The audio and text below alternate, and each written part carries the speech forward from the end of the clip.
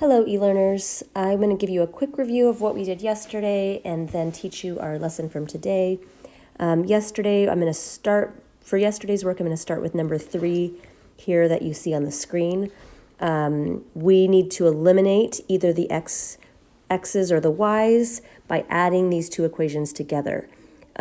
We can't eliminate the x's by adding them together, nor the y's, but we see that we can easily multiply the bottom equation by 8 using our multiplication principle. Essentially, we're doing 8 times the left and 8 times the right to rewrite that equation and get negative 40x plus 8y equals 152. And then we can, that's just a different version of that equation above. Now we can add the two equations together. And when we do so, our y's will cancel out. Negative 3x plus negative 40x is negative 43x. And negative 8y plus 8y is 0. 20 plus 172, or 152 is 172. And when I divide both sides by negative 43,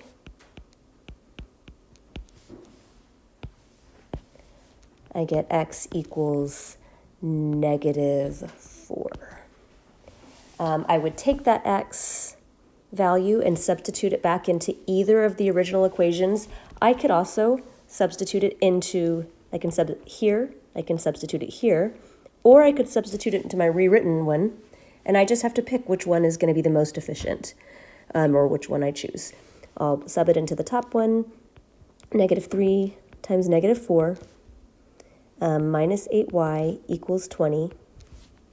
So that's positive 12 minus 8y equals 20. Since that 12 is positive, I'm going to subtract it from both sides, leaving me with 8y equals 8, and then y equals negative 1. So my answer for that is negative 4, comma, negative 1. So that was what we did yesterday. We used the multiplication principle to readjust one of the equations so that elimination would work. Today, we're going to use the multiplication principle on both equations because, as you can see here, on number 4, as I look at the coefficients of x and the coefficients of y, there's nothing I can multiply any single equation by to get an equal and opposite coefficient of the other. So instead, I'm going to think back to when I found common denominators for fractions. How do I find a common denominator? You just find the least common multiple. So we get to decide here, do we want to eliminate the x terms or the y terms? You can decide to do whichever you want. There's no wrong answer. Again, I'm going to look for the most efficient way. For me, I'm noticing that there's a negative 8y and a positive 9y, and I actually want opposite signs so that when I add the equations, they will cancel. So I'm going to choose to eliminate the y terms. And in order to do so, I just need to find the least common multiple of 8 and 9, which is 72. And to achieve a coefficient of 72, I need to multiply the top equation by 9 and the bottom equation by 8. And when I do that, I can rewrite each of them. The top equation, I get negative 63x minus 72y equals 81, and on the bottom, negative 32x plus 72y equals negative 176. And now I have equal and opposite coefficients of y, so I can add these equations together. And the y's will be eliminated because negative 72y plus positive 72y is 0. So I add the x's Negative 63 and negative 32 is negative 95x. And I get 0, which I'm not going to write anything there. And I get 81 minus 176, which is negative 95. And now I solve for x by dividing both sides by negative 95. X equals 1.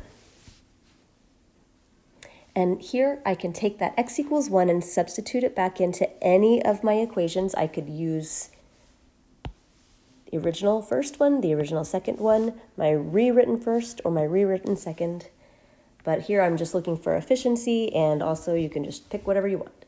So I'm going to pick the top equation. X equals 1, so negative 7 times 1 minus 8y equals 9. That's negative 7 minus 8y equals 9. Add 7 to both sides here. Both sides of the equal sign, that is. And the 7's on the left cancel, so I'm left with negative 8y. And on the right,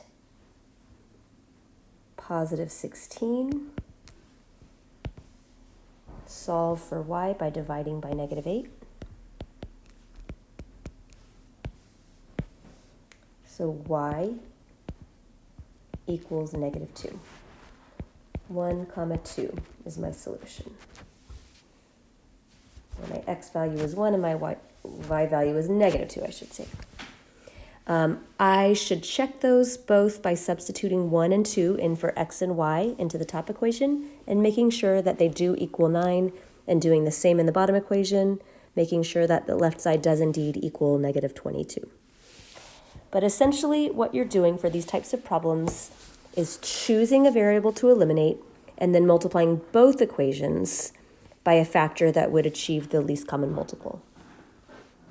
I'll get you started on number 5 and then leave the rest up to you. For number 5, you just choose x or y's to eliminate. There's no right answer, no wrong answer here. Either are fine. And they both have the same value, same positivity value. So let's just go with the x's. We'll eliminate the x's. So we want to find the least common multiple of 2 and 7, which is 14. So I'm going to multiply the top equation by 7 to get a coefficient of negative 14. And the bottom equation I'll multiply by 2, but in order to add the equations together, I want their signs to be opposite. So I'm actually going to multiply the bottom equation by negative 2, and that will change my sign of that x term so that it becomes positive. So when I rewrite the top equation, I get negative 14x plus 42y equals 42. The bottom equation, negative 2 times negative 7 is positive 14x minus 16y equals positive 10. So pay close attention to those negatives and positives there. And now, you can see that I can go ahead and add my two equations there, and when I do, my x terms as equal opposites will add to 0, and I'll be able to I'll be able to solve for y and finish my equation. So that's it. You can try to finish that one, and number 9. And then there are a few problems on the assignment for tonight that require the same type of elimination where you're actually using the multiplication principle on both equations. And I'm happy to answer any questions that you have either this weekend over email or in class on Monday. Have a great weekend.